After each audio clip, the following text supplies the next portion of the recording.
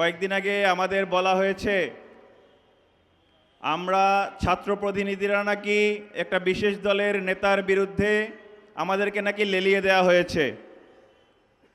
আমরা খুব দুঃখজনকভাবে বলতে চাই, আমাদের কোনো কথা, আমাদের কোনো বক্তব্য কোনোটা কি সত্য চাওয়ার বিরুদ্ধে ছিল? আমাদের কোনোটা কি ন্যায় ইনসাফের বিরোধী ছিল? আমরা সব সময় চেয়েছি এই বাংলাদেশকে নতুনভাবে বিনির্মাণের ক্ষেত্রে সৎ দক্ষ শাসক হওয়ার ক্ষেত্রে যে রকম হওয়া দরকার সেই কথাগুলো বলতে। আমরা সব সময় প্রতিবাদ করেছি অন্যায়ের, আমরা সব সময় প্রতিবাদ করেছি দুর্নীতি এবং যেই জুলুমতন্ত্রের কাঠামো, সেই কাঠামো যারা বাস্তবায়ন করতে চায় তাদের বিরুদ্ধে। আজ আমরা স্পষ্ট করে বলে দিতে চাই, আপনারা চ্যালেঞ্জ গ্রহণ করুন। আমরা যেভাবে বুকে হাত দিয়ে বলতে পারি, আমরা আজ ইতিহাসকে বলতে পারবো যে আমরা আজ এই শাহবাগের ময়দানে দাঁড়িয়ে যেভাবে সাহসীভাবে হ্যাঁ ভোটের পক্ষে ক্যাম্পেইন করেছি, আপনারা কেউ কি সেটা করেছেন? আমরা স্পষ্ট ভাষায় বলে দিতে চাই, আমরা যারা ছাত্র প্রতিনিধি রয়েছি বিশ্ববিদ্যালয়গুলোতে, আমরা যারা চাঁদাবাজির বিরুদ্ধে অবস্থান নিয়েছি, আপনার কি সেই সৎ সাহস রয়েছে আপনি সেই জায়গা থেকে বলবেন যে আমি চাঁদাবাজির বিরুদ্ধে অবস্থান নিয়েছি? এই জায়গা থেকে সুস্পষ্টভাবে বলতে চাই যে আপনারা আমাদের ভুল বোঝা বন্ধ করুন। আপনারা এই শিক্ষার্থীদের, বাংলাদেশের ছাত্র জনতার যে আকাঙ্ক্ষা, সেই আকাঙ্ক্ষাকে বোঝার চেষ্টা করুন। আমরা বরাবরই বলে এসেছি, আমরা জুলাইয়ে যারা শহীদ, জুলাইয়ে যারা এখনও আহত রয়েছেন, তাদের আকাঙ্ক্ষাকে আমরা মর্যাদা দিতে চাই। আমরা বলেছি বারবার যে এই বাংলাদেশ বিনির্মাণে আমরা দুর্নীতিমুক্ত সমাজ গঠন করতে চাই।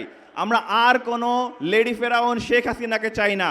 আমরা এমন কোনো ব্যবস্থা চাই না যেখানে দুর্নীতি দমন কমিশন স্বাধীন থাকবে না, বিচার ব্যবস্থা স্বাধীন থাকবে না, পিএসসি স্বাধীন থাকবে না, এমন কোনো ব্যবস্থা আমরা চাই না। সেই ব্যবস্থা চাই।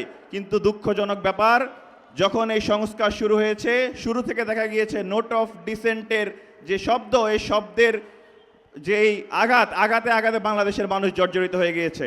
সুপ্রিয় উপস্থিতি, আপনারা দেখেছেন 5 আগস্ট যখন গণ অভ্যুত্থান হয়েছিল, সেই রাত থেকে আমাদের বাংলাদেশের এই অভ্যুত্থানকে ব্যর্থ করার জন্য একের পর এক চেষ্টা চালানো হয়েছে। সেই চেষ্টা আজ পর্যন্ত অব্যাহত রয়েছে। আপনারা সবাই আমাদের বাংলাদেশের প্রেক্ষাপট দেখেছেন। 47-এ আমরা ব্রিটিশদের কাছ থেকে যেভাবে স্বাধীনতা অর্জন করেছি, এরপর 50 সালে মুসলিম ভূমি আইনের মাধ্যমে আমরা ভেবেছি বাংলাদেশের যে মানুষের স্বাধীনতা, সার্বভৌমত্ব সেটি রক্ষা পাবে। কিন্তু পাকিস্তানিরা আমাদের উপর, পাকিস্তানি খানরা আমাদের উপর অব্যাহত নির্যাতন চালিয়েছে। 71-এর পর আমরা ভেবেছি, 75-এ সেটা ব্যর্থ হয়েছে। এর পরবর্তীতে সেনা শাসন, বাংলাদেশের মানুষের দুঃখ দুর্দশা কখনোই আসলে শেষ হয়নি। কিন্তু 24 কিন্তু এক নয়।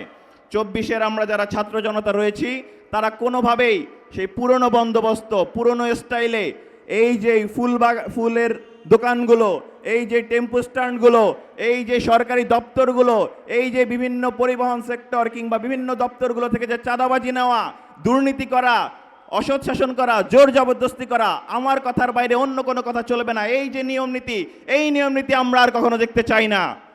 এবং সেই লক্ষ্যে আমরা আমাদের সকল কাজ করে যাচ্ছি। আপনারা ছাত্র সংসদগুলোর দিকে তাকালে দেখতে পাবেন আমরা যেই মডেল স্থাপন করেছি, আমরা আশা রাখছি সেই মডেল, জুলাইয়ের বিপ্লবীদের যে মডেল, সেই বিপ্লবীদের মডেল অনুযায়ী আগামী বাংলাদেশ চলবে।